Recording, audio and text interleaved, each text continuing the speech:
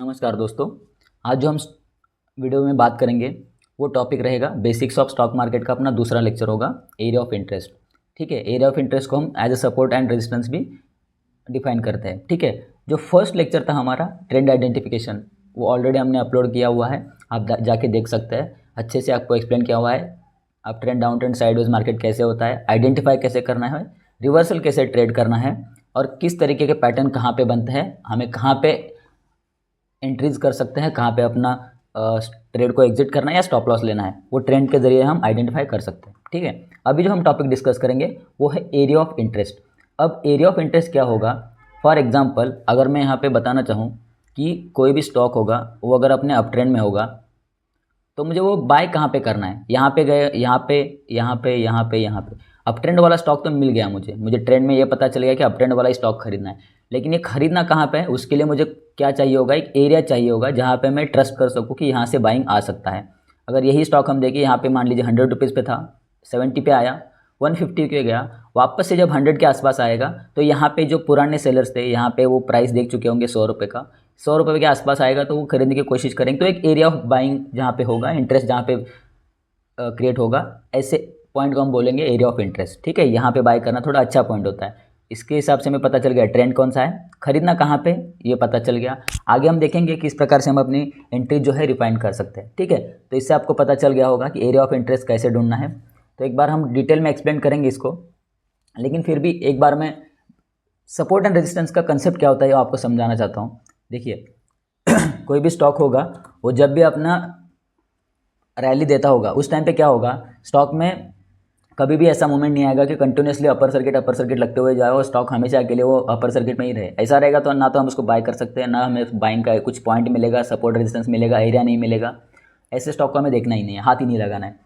तो support resistance का significance क्या होता है? ठीक है, कोई भी स्टॉक होगा वो किस तरीके से ट्रेड करेगा। मान लीजिए कोई स्टॉक ऐसे 100 रुपीज़ से ऊपर आ रहा है और यहाँ पे आके 150 के आसपास प्राइस आया और यहाँ से कुछ सेलर वहाँ पे एंटर्ड हुए। Seller is in the sense retailer की मैं बात नहीं कर रहा हूँ, इंस्टीट्यूशनल सेलर्स जो कि FII DII जैसे कि बैंक्स हो गए, म्यूचुअल फंड्स हो गए, या तो FIIs जो बाहर के इन्वेस्टर्स है वो।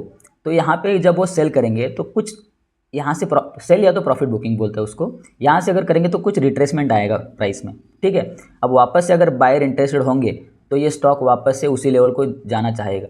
अगर बायर में अगर अच्छा खासा दम है तो ये बायर इसको क्रॉस करके भी, रेजिस्टेंस क्रॉस करके और ऊपर चला जाएगा। ठीक है, यहाँ पे हमें पता चला कि जो बायर है वो इंटरेस्टेड है प्राइस को ऊपर लेके जाने में। ठीक है, इसलिए यहाँ से एक अच्छा खासा बाइंग वापस से मिला। अब यहाँ से वापस से सेलर कुछ आए होंगे, वहाँ से वो कुछ नीचे आने की कोशिश करेंगे, स्टॉक अपने प्रीवियस रेजिस्टेंस को टच करेगा।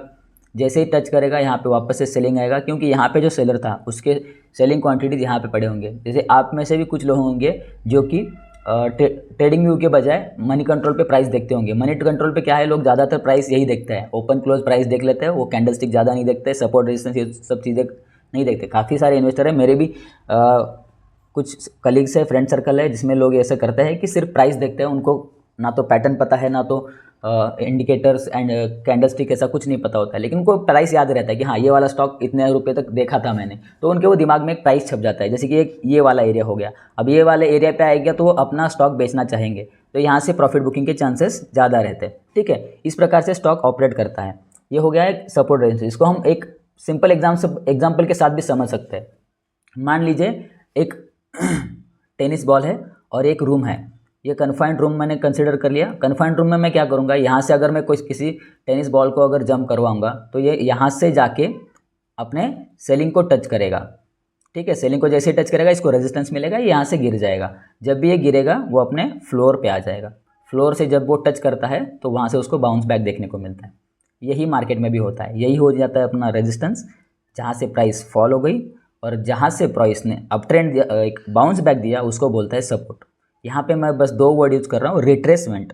जहाँ से प्राइस ने रिट्रेसमेंट दिया उसको बोलते हैं रेजिस्टेंस, जहाँ से प्राइस ने बाउंस बैक दिया उसको बोलता है सपोर्ट। तो ये यहाँ पे सपोर्ट बन जाएगा, ये यहाँ पे रेजिस्टेंस बन जाएगा। ओके अभी एक नेक्स्ट कंसेप्ट आता है इसमें। जब भी वो सेम वाला बॉल यहाँ से ऊपर मैं फेंकूँ, यहाँ तक गया सेलिंग तक, और सेलिंग तक जैसे गया उसने एक रिट्रेसमेंट दिया और आ गया अपने वो फ्लोर तक, ठीक है। फ्लोर पे आया तो एक बाउंस बैक दिया, फ्लोर पे आया। अब वापस से मैं उसको अगर पूरी ताकत से फेंकूंगा, इस प्रकार से फेंकूंगा कि ये इसको भी रेजिस्टेंस को क्रॉस कर दे, ज़्यादा ताकत से अगर फेंकूंगा तो यहाँ से जो जाएगा वो इसके ऊपर चला गया। अब ये जो रेजिस्टेंस है वो ब्रेक हो चुका है, ठीक है। ये हो गया था सपोर्ट, ये हो गया था रेजिस्टेंस। अब ये जो रेजिस्टेंस है वो ब्रेक हो गया, ठीक है। अब ये नए वाले ऊपर के फ्लोर पे आ गया। जैसे ये वाले फ्लोर पे आएगा तो ये बन जाएगा इसका सपोर्ट, यानी इससे फ्लोर, और ये फ्लोर से वो बाउंस बैक देगा, ठीक है। और ये हो जाएगा इसका अगला रेजिस्टेंस जहाँ से वो फॉल करेगा, ठीक है। यहाँ पे देखने लायक चीज़ ये है कि ये यहाँ पे जब आया तो जो प्रीवियस रेजिस्टेंस था वो अभी सपोर्ट की तरह काम किया, क्योंकि नए वाले अपने फ्लोर पे आ गया। नए फ्लोर को आप नया वाला प्राइस सेलिंग प्राइस रेंज मान सकते हैं, जैसे कि ये 50, 100, 150, 200। जस्ट मैंने एग्जांपल को सिंप्लीफाई करने के लिए बताया है, प्राइस के जो रेंज होगा अलग अलग होगा, ठीक है। तो रेजिस्टेंस बिकम्स सपोर्ट, इसको एक काफ़ी इंपॉर्टेंट वर्ड भी बोलते हैं, इसको चेंज ऑफ पोलैरिटी बोलते हैं। क्या बोलते हैं? Change of polarity. इसका क्या मतलब हुआ? जो पहले रेजिस्टेंस था वो अब सपोर्ट की तरह एक्ट करेगा, ठीक है। मतलब जो यहाँ से ब्रेक करने के लिए ताकत लगी होगी स्टॉक को, वो ताकत इस स्टॉक को वापस जब यहाँ पे आएगी, ताकत यानी मैं DIIs, बैंक्स, म्यूचुअल फंड्स, इनके बारे में बोल रहा हूँ, वो इसको यहाँ पे खरीदने की कोशिश करेंगे, ठीक है। और स्टॉक यहाँ से ऊपर जाने के चांसेस ज़्यादा रहेंगे, ठीक है। अब ये यहाँ पे कैसे खरीदना है वो हम कैंडलस्टिक के वीडियो में देखेंगे। और एक बढ़िया कंसेप्ट इसमें आप देख सकते हैं, ये जो सपोर्ट रेजिस्टेंस का पैटर्न कैरेक्टरिस्टिक है, आपको जनरली देखना होगा लार्ज कैप स्टॉक्स में। लार्ज कैप स्टॉक में क्यों बोल रहा हूँ मैं? क्योंकि लार्ज कैप स्टॉक में वॉल्यूम ज़्यादा होता है, और ये वॉल्यूम एक्टिविटी में स्टॉक की प्राइसेस जो है उसको ट्रैक करने वाले लोग जो है काफ़ी ज़्यादा होते हैं। क्योंकि स्मॉल कैप स्टॉक, सारे स्टॉक तो सबको नहीं पता होते, लेकिन जो ब्लू चिप स्टॉक है, लार्ज कैप स्टॉक है, वो काफ़ी सालों से मार्केट में होता है, तो काफ़ी लोगों के एरिया रडार में आता है, उनको पता होता है कि कहाँ पे उसका सपोर्ट आएगा, मैं कहाँ पे उसको खरीद सकता हूँ, ठीक है। ये इस प्रकार से हम सपोर्ट रेजिस्टेंस ट्रेड कर सकते हैं। इसी तरीके से अगर मैं इसको एक्सटेंड करूँ, अगर प्राइस यहाँ से नीचे आती है, इस सपोर्ट को ब्रेक करती है, अगर नीचे जाती है तो अब ये जो हो जाएगा इसका रेजिस्टेंस बन जाएगा, और प्राइस यहाँ से नीचे गिरेगी, ये सपोर्ट बनेगा। अगर क्रॉस करती है तो ये इसका वापस से रेजिस्टेंस बनेगा, ठीक है। यहाँ से अप ट्रेंड दिखाया मैंने, यहाँ से डाउन ट्रेंड दिखाया, और आपको ये भी पता चल गया सपोर्ट और रेजिस्टेंस कैसे ट्रेड करना है। यहाँ पर रेजिस्टेंस होगा तो वो सपोर्ट की तरह काम करेगा, जो अभी सपोर्ट था वो रेजिस्टेंस की तरह काम करेगा। इसको बोलेंगे हम change of polarity. Change of polarity in positive direction, change of polarity in negative direction. Sorry. भले ही आपको इसका नाम नहीं पता हो, लेकिन ये किस तरीके से काम करता है, क्यों करता है, इसका आपको एक ओवरव्यू मैंने देना चाहता था। वही आपको बताया कि यहाँ पे जो है प्राइस जो है, यहाँ पे जो मनी कंट्रोल पे लोग चेक करते हैं ना कि कितना प्राइस चल रहा होगा, उनको बस वो प्राइस पता होता है, ना कि वो कैंडलस्टिक ये सब देखते हैं, पैटर्न देखने वाले काफ़ी कम लोग होते हैं। मेरे भी जान पहचान में बताना, शायद मैं पहले भी एक बार बता चुका हूँ, काफ़ी मेरी जान पहचान के भी लोग जो है ऐसे ही करते हैं, सिर्फ वो प्राइस देखते हैं, उनको पता होता है कि हाँ इस स्टॉक में 130 का हाई लगा था, लेकिन उनको ये नहीं पता था कि वहाँ से वो स्टॉक 70 रुपये तक गिरा था। वापस जब भी देखते रहता है कि कितना तो गया था, वापस जैसे वो 130 के आसपास आता है वो अपना स्टॉक बेचने की कोशिश कर देते हैं। इसी के कारण स्टॉक में वापस से सेलिंग आने के चांसेस होते हैं, ठीक है। और एक बढ़िया सी चीज़ आपको एक बताना चाहूँगा, आपको यहाँ पे मैं आपको वो सेम चीज़ आपको चार्ट में भी दिखाऊंगा, लेकिन यहाँ पे बताना चाहूँगा, जैसे ये स्टॉक ऊपर आ रहा था, एक रिजेक्शन लिया, रिट्रेसमेंट आया और सपोर्ट लिया। यहाँ पे सपोर्ट पे जो कैंडलस्टिक बनेंगे उसमें भी हमें पॉजिटिव मूवमेंट दिखना चाहिए। पॉजिटिव मूवमेंट कैसा? बुलिश एंगल्फिंग कैंडल्स, या तो morning star patterns with volume confirmation. यहाँ पे आप ध्यान दीजिए, वॉल्यूम कन्फर्मेशन, यहाँ पे जो वॉल्यूम एक्टिविटी होगी वो अच्छी खासी होनी चाहिए, ठीक है। उसके बाद जब भी स्टॉक ये रेजिस्टेंस को अप्रोच करेगा, रेजिस्टेंस को अप्रोच करते टाइम यहाँ पे अच्छा खासा वॉल्यूम होना चाहिए। जब वो रेजिस्टेंस के ऊपर क्लोज करे तब अच्छा खासा वॉल्यूम होना चाहिए स्टॉक में। अगर रेजिस्टेंस के ऊपर ऐसी कैंडल बनाई स्टॉक ने और उसका वॉल्यूम अच्छा सा है, इसका मतलब ये अभी रेजिस्टेंस जोन ब्रेक कर चुका है। तो ये स्टॉक ये रेजिस्टेंस को ब्रेक करने के लिए उसके अंदर, काफ़ी लोग इसको मज़े के लैंग्वेज में बोलते हैं, आत्मा घुस जानी चाहिए। इसका यही मतलब होता है कि एक अच्छा खासा बायर इसको एंटर करना चाहिए, जो नया स्टॉक में जो नई आत्मा आनी चाहिए कि उसके कारण उसमें एक नया जोश आए, उसको हम बोलते हैं अच्छा खासा बाइंग आना चाहिए विथ वॉल्यूम, ठीक है। अब वो एग्जांपल हम देखेंगे, तभी इसको जाके हम वापस से रिट्रेसमेंट में ट्रेड करना चाहेंगे, ठीक है। अदरवाइज ये फेल होने के चांसेस ज़्यादा होते हैं अगर यहाँ पे अच्छा खासा बाइंग वॉल्यूम नहीं है तो, ठीक है। देखते हैं अभी के एग्जांपल के साथ। चेन्नई पेट्रोलियम का आपके सामने चार्ट लगा हुआ है। यहाँ पे मैं एक एरिया दिखाता हूँ आपको, यहाँ से बाइंग आया है, यहाँ पे फर्स्ट टाइम एक रिजेक्शन अच्छा खासा मिला है हमें, जिसने इसका ट्रेंड भी चेंज किया था। ठीक है, मैं इस रेजिस्टेंस को मार्क करता हूँ, यहाँ से आपको पता चलेगा 470 के आसपास स्टॉक का प्राइस था, वहाँ से स्टॉक में अच्छा खासा करेक्शन मिला, 90% के अराउंड स्टॉक टूटा था। ठीक है, 53 रुपीज़ से वापस से सेम प्राइस तक स्टॉक गया। यहाँ से हमें क्या पता चलता है, यहाँ से रिजेक्शन आया था, यहाँ से वापस से रिजेक्शन ले सकता है, लेगा कि नहीं लेगा कि कंफर्मेशन नहीं है, लेकिन यहाँ से आप देख सकते हैं एक अच्छा खासा सेलिंग का कैंडल मिला, इसी एरिया पे शूटिंग स्टार भी कैंडल मिला, और यहाँ से स्टॉक ने अच्छा खासा करेक्शन दे दिया। अब यहाँ पे देखिए, यहाँ से बाइंग आया था स्टॉक में, मैं इस वाले एरिया को मार्क करता हूँ।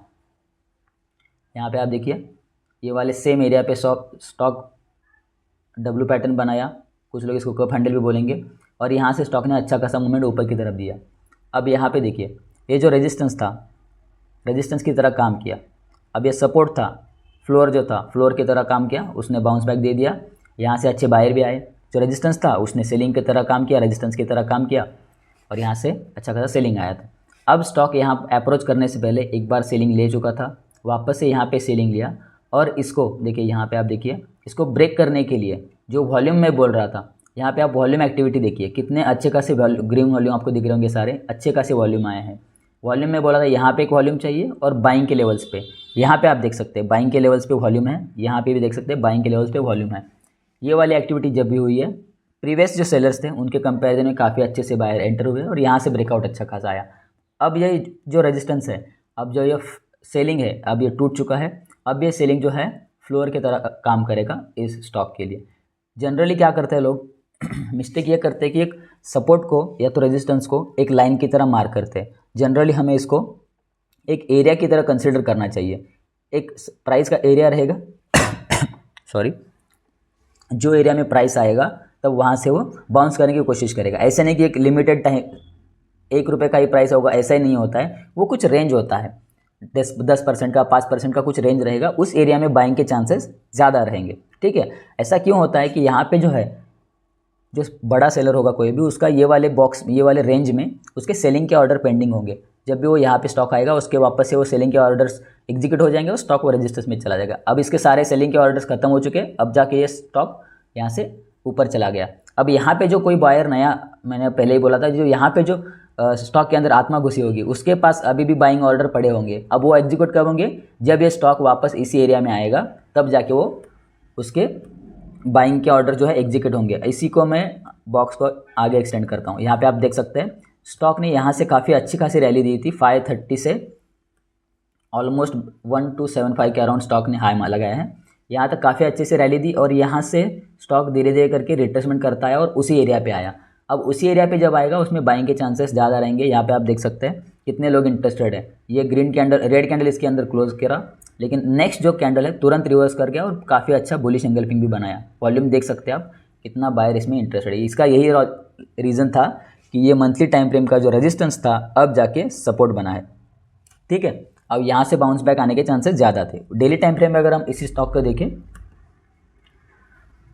तो डेली टाइम फ्रेम आप देख सकते हैं, ये जो सपोर्ट का एरिया है, जो पहले रेजिस्टेंस था, अभी सपोर्ट का एरिया है। यहाँ पे स्टॉक किस प्रकार से काम किया हुआ है, यहाँ पे एक पैटर्न बना हुआ है मॉर्निंग स्टार। ये मॉर्निंग स्टार पैटर्न बनाता है, यहाँ पे एंट्री हमें मिल जाती। एंट्री कैसे रिफाइन करनी है आगे वाले वीडियो में देखेंगे। यहाँ पे बस मैं एग्जांपल के लिए दिखा रहा हूँ आपको कि कौन से एरिया पे हम किस तरह से बाय कर सकते हैं। ठीक है, यहाँ पे आप देख सकते हैं प्राइस यहाँ से भले ही नीचे जा रहा है, काफ़ी लोग इसको भी ट्रेड करना जानते हैं। प्राइस यहाँ से या नया लो प्राइस ने बनाया, लेकिन RSI ने जो है लो नहीं बनाया, उल्टा प्राइस RSI में ऊपर चला गया, RSI ऊपर चला गया। इसका ये पॉजिटिव डाइवर्जेंस बोलते हैं इसको भी काफ़ी लोग अच्छे से ट्रेड करना जानते हैं। तो यहाँ पे एंट्री मिल जाती कहीं पे, और यहाँ से हमें अच्छा खासा टारगेट भी यहाँ पे मिल जाता है। ऐसा नहीं बोल रहा हूँ कि टॉप तक मिल जाता, लेकिन अच्छे खासे लेवल पे हमें एंट्री मिलती। कहीं पे भी बीच में फंसने से अच्छा है हम अच्छे लेवल पे स्टॉक में एंट्री कर पाएँ।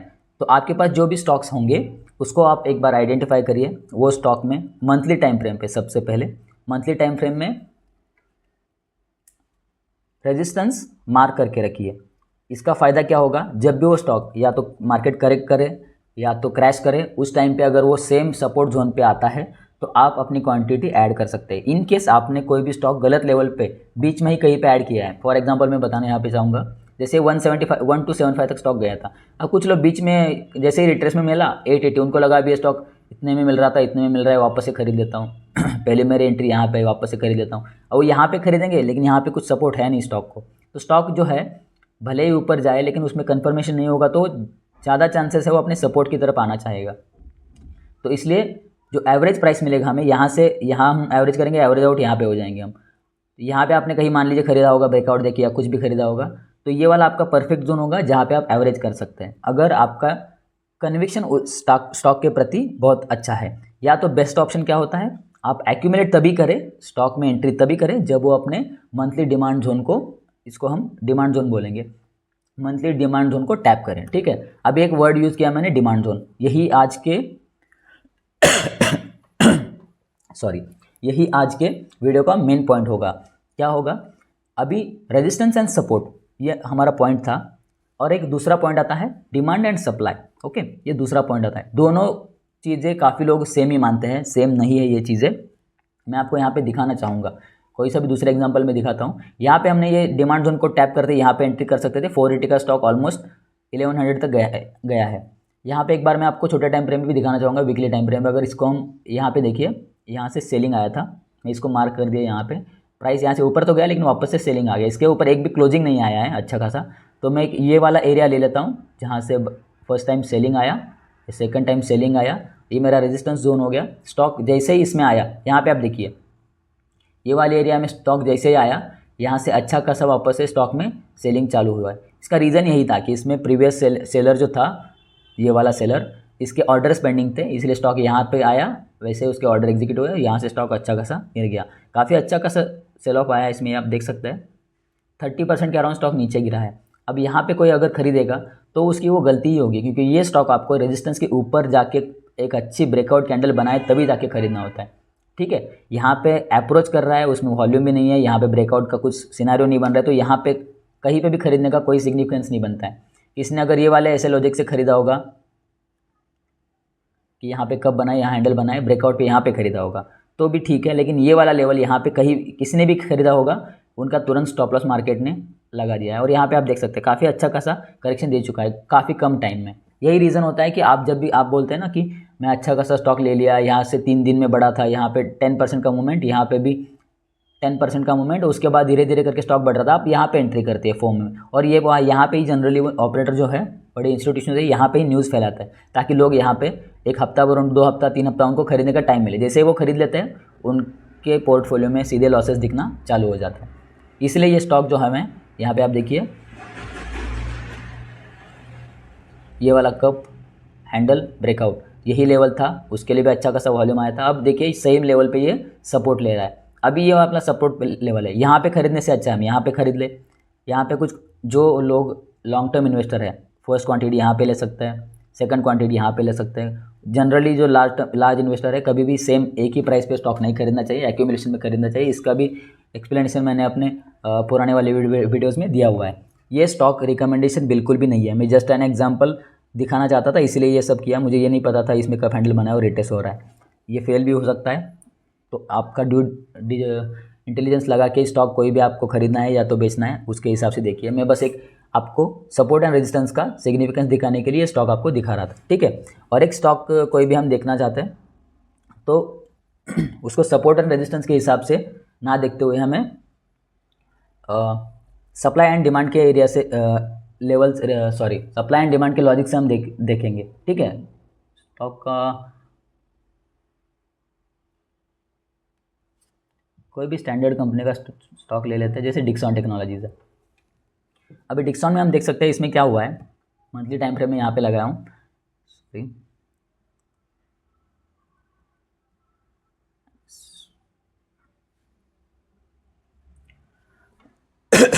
सॉरी। डिक्सॉन में आप देखिए, अगर मैं छोटे टाइम फ्रेम पे लगाना चाहूँगा स्टॉक को, ये यहाँ से सेलिंग आया है स्टॉक में, ठीक है।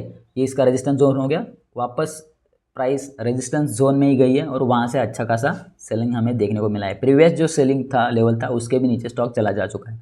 यहाँ पे हमें एक एम पैटर्न भी देखने को मिल सकता है। एज ऑफ नाउ ये स्टॉक में हमें नई एंट्री नहीं करनी है।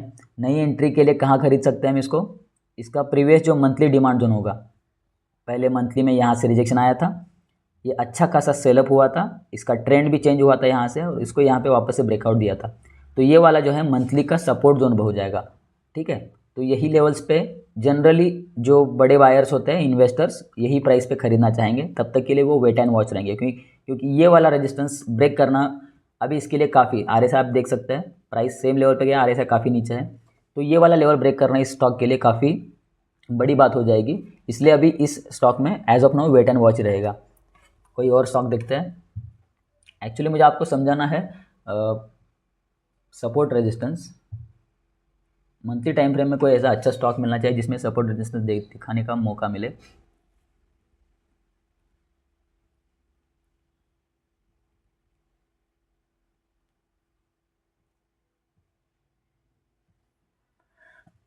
सॉरी, ये देखिए, ये वाला एक स्टॉक है,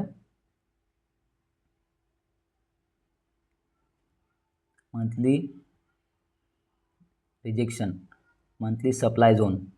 जैसे ही मंथली सप्लाई जोन क्रॉस हुआ, यहाँ से अच्छा खासा मूवमेंट आया, अगर वापस से इसी जोन में आता है, इसका हाई कहाँ पे, ये वाला लेवल दिखा सकते हैं। अब इसी जोन के आसपास आता है, यहाँ तक बाइंग हुआ है, अगर इसी जोन तक आता है तो ये स्टॉक को हम खरीदने की कोशिश कर सकते हैं, ठीक है। यहाँ पे कप हैंडल पैटर्न भी मिला था हमें। उसके बाद ये वाला लेवल था, रेजिस्टेंस यहाँ से लिया, रिजेक्शन आया, यहाँ से अच्छा खासा बाउंस बैक मिला, यहाँ से रैली दिया है स्टॉक ने।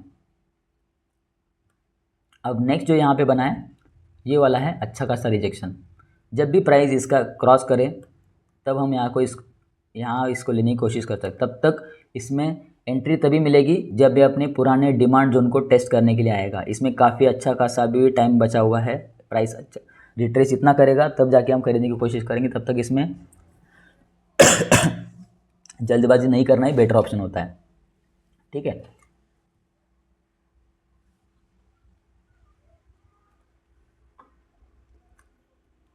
यहाँ पे एग्जांपल में दिखा चुका हूँ, मंथली कैंडलस्टिक में यहाँ पे कप हैंडल बना था, यहाँ से अच्छे खासी रैली दी है स्टॉक ने। अब यहाँ से स्टॉक ने क्या किया है, यहाँ पे आप देख सकते हैं, ये वाला मंथली का मैं एक रेजिस्टेंस मार्क करता हूँ यहाँ पे, ये मेरा सप्लाई हो जाएगा, ठीक है।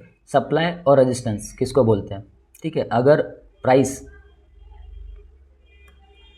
यहाँ से चला गया, नीचे आया, उसको ब्रेक करके ऊपर चला गया, रेजिस्टेंस था प्रीवियस वाला, ये रेजिस्टेंस था, उसको क्रॉस करके प्राइस ऊपर चली गई, ब्रेकआउट हो गया, ये रेजिस्टेंस था, वो ब्रेकआउट कर दिया, रेजिस्टेंस था, ब्रेकआउट कर दिया। अगर ये रेजिस्टेंस इस तरीके से बने कि ये इसका हाई ना क्रॉस कर पाए और इसका ट्रेंड ब्रेक कर दे और प्राइस नीचे आ जाए, अगर उसने ट्रेंड चेंज कर दिया, इसका मतलब ये एक मेजर सप्लाई की तरह काम करेगा। इसको मैं रेजिस्टेंस के बजाय सप्लाई कहूँगा। ये बन जाएगा सप्लाई जोन, ये बनेगा रेजिस्टेंस जोन। ये होता है डिफरेंस सप्लाई में और रेजिस्टेंस में। Resistance can be many but supplies are crucial. आप वर्ड सेंटेंस याद रखिए, supply is very crucial, resistance can be many, supply is crucial. जैसे ये 10 सप्लाई यहाँ पे रेजिस्टेंस आपको मिल जाएगा, नहीं सप्लाई जो होगा वो आपका ट्रेंड ही चेंज करवा देगा। जब भी प्राइस वापस से वो जोन में आएगा, यहाँ पे रिट्रेस ज़रूर करेगा और रिट्रेसमेंट आएगा ही आएगा, इसके चांसेस काफ़ी ज़्यादा रहते हैं, ठीक है। तो यहाँ पे आप कभी भी खरीदने की कोशिश मत करिए ये वाले एरियाज़ में। यहाँ पे आपको न्यूज़ है सुनने को मिलेंगे, काफ़ी अच्छे कैंडलस्टिक दिखेंगे, मॉर्निंग स्टार दिखेगा, लेकिन वॉल्यूम भी अच्छे होंगे, लेकिन यहाँ पे हमें नहीं खरीदना है। खरीदना कब है, जब इसके ऊपर अच्छा खासा क्लोजिंग आ जाए, वॉल्यूम देखने को मिले, तब जाके यहाँ में एंट्री करनी होती, ठीक है। यहाँ पे आप देख सकते हैं, यहाँ पे प्राइस ने क्या किया, ट्रेंड चल रहा था, यहाँ पे ट्रेंड चेंज कर दिया, दिख रहा है।